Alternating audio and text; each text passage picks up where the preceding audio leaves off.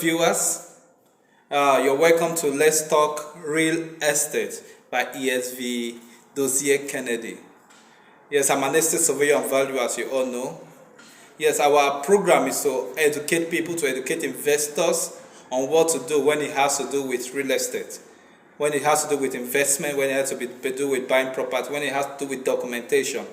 Now, today is a very interesting day because we are having a very interesting topic.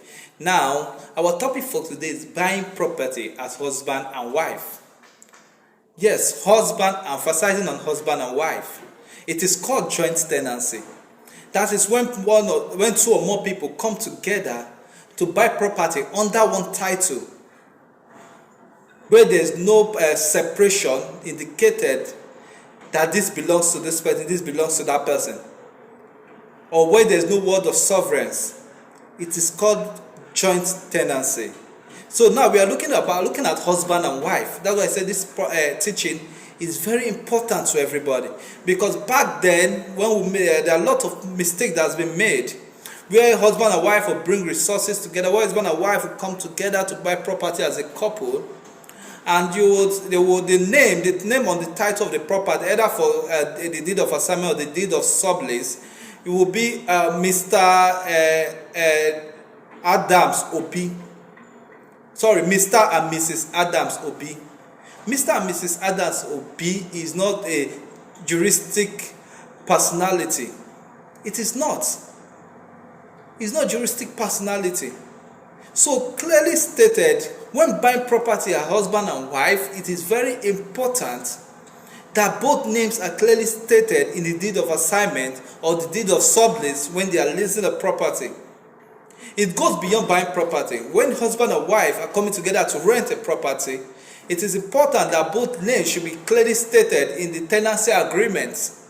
When they are buying, it should be clearly stated in the deed of assignment or in the deed of sublease, on the deed of conveyance. So those things should be clearly, this name should be clearly stated. What we should have when buying property as a husband and wife is Mr. Adams Obi and Mrs. Funke Obi. I repeat, Mr. Adams Obi and Mrs. Funke Obi, not Mr. and Mrs. Adams Obi. Any woman can be Mrs. Adams Obi. But when it's clearly stated Mr. Adams Obi and Mrs. Funke Obi, it has clearly stated the names of both people, that they are joint owners of that property.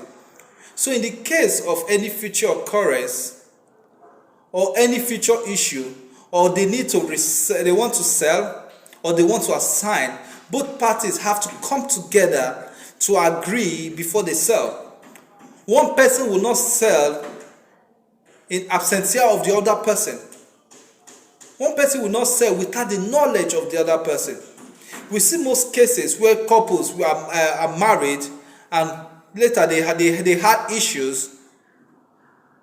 In those type of cases, if they have a property investment together, before they can say, they have to come together. They have to be a beneficiary of both of that investment. Not one person will put the husband will put the wife aside and say, no, this property was bought in my name, or this property is in my name. So as I said before, the names need to be clearly stated. It is called, as I also said, joint tenancy. Now, going forward,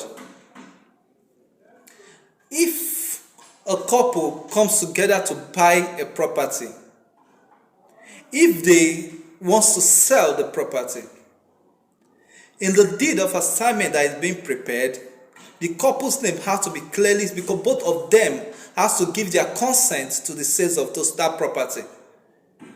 Now, if you're a couple and you're coming together with your husband or with your wife to buy a property, you have to ensure that the deed that is being prepared, that the deed of conveyance, the deed of assignment that is being prepared for that transfer is clearly stating the two names of both couples and the area where both of them will sign individually. One person cannot sign on behalf of one person. Same as when you're selling the property, one person cannot sign on behalf of the other person. Both of them are two different legal entity, legal personality that have to give consent to the transfer, to the assigning of that property. Yes, there are some cases, especially in Africa where we come from, where a man dies, then before you know, the man family comes and kicks the wife away, leave the wife with nothing. They have to take the man's property, while they leave the wife and the children with nothing. So when you have such concrete arrangement, concrete documentation done with your husband, you think that cannot happen, because the property that you acquire with your husband is clearly stating that both of you are the owner of the property. So as much as he has right over the property, you also have rights over that same property. That is what we need to understand when buying property as husband and wife, also called joint ownership. Also called joint ownership. Now, when you're buying property, let me go further. Now, when couples come together and buy property, what happens, for instance, when one of them dies or when one of them is deceased?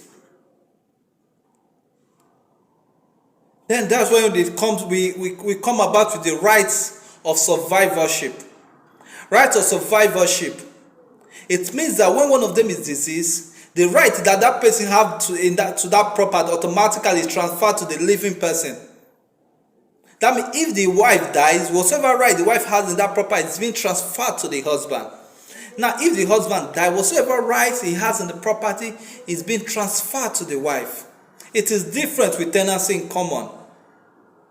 Tenancy in common, people are coming together to buy property under one title, but it will be clearly stated the portion that belongs to them, and nobody has the right to claim. The right of survivorship is not applicable in tenancy in common, but the right of survivorship is applicable in joint tenancy, which covers an example where husband and wife comes together to buy a property.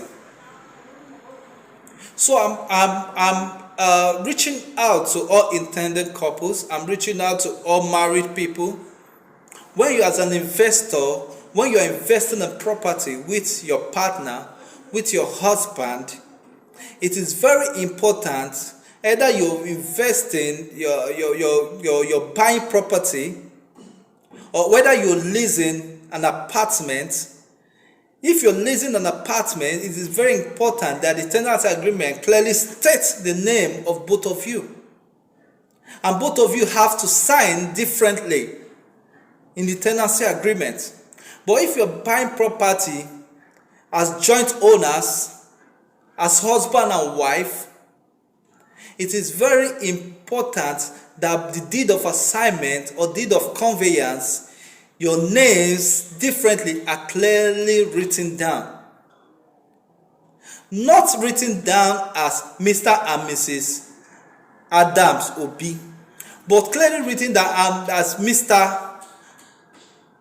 Adams Obi and Mrs. Funke Obi.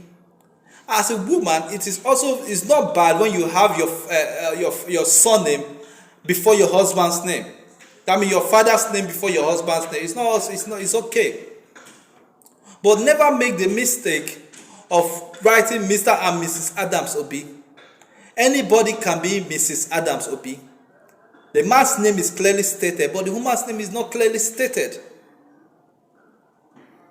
So I believe we've been able to talk much on this. We are going to have another episode where we're going to discuss broadly on this. So women out there, ladies out there, it is very important you understand this. And when investing with your husband, ensure that the necessary document carries the name of both of you. It's very important that the necessary document carry the name of both of you and you sign individually. Same way when you are disposing the property, when you are selling. you have to also sign it differently in the deed of assignment. So viewers, I hope we've been able to learn something from today's topic. As I said, we're going to talk more on it in our next episode. I hope you enjoyed the topic. Thank you for watching. Watch out for other episodes. Follow us on YouTube, on our Facebook channel. I remain ESV Dozier Kennedy. Welcome to Let's Talk Real Estate with the ESV Dozier Kennedy. Thank you and God bless.